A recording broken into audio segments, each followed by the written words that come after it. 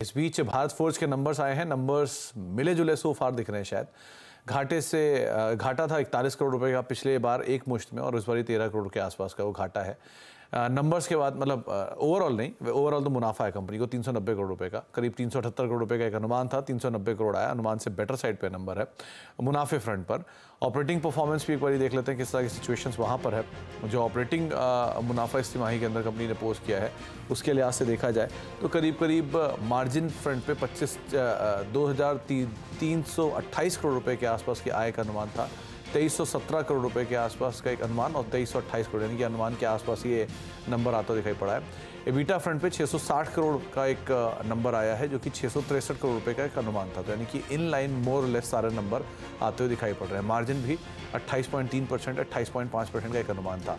Tonnage और realisation ये दो और क्रूशल नंबर है, उनको एक बार आप जरूर देखिएगा किस तरह 35 लाख के आसपास का रियलाइजेशन था और शायद 6859 के आसपास का एक टनेज का नंबर था।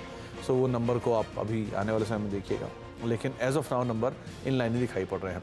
कोई कॉल आप इस पे दोगे क्या शिल्पा मैम, भारत फोर्ज पे?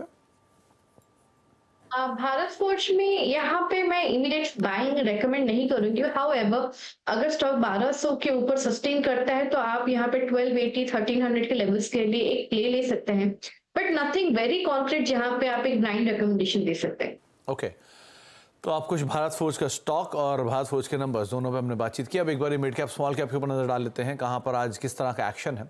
मिड कैप इंडेक्स जो कि लोअर लेवल से एक बढ़िया रिकवरी के साथ कामकाज कर रहा है, करीब 0.5% की बढ़त है और 290 अंक ऊपर माफ कीजिएगा यहाँ पहुंच चुका है मिड कैप इंडेक्स। गेनर्स के तौर पे अगर देखा जाए तो सबसे पहले आज जो गेनर्स में केनरा बैंक का नाम शुमार है, बैंक ऑफ बड़ौदा का नाम शुमार है, यूको बैंक और आईडीबीआई बैंक, ये कुछ पीएसयू बैंक जो कि आज बढ़िया तेजी के साथ कामकाज कर रहे हैं।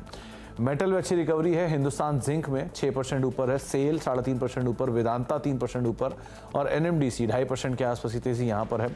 नंबर्स का इम्पैक्ट है आईजीएल में, उसका आप इम्पैक्ट 4.5% ऊपर आईजीएल, गेल 4.5% ऊपर, पेट्रोनेट 4% ऊपर और महानगर गैस नंबर से पहले 4% ऊपर, यहाँ पर भी खरीदारी है।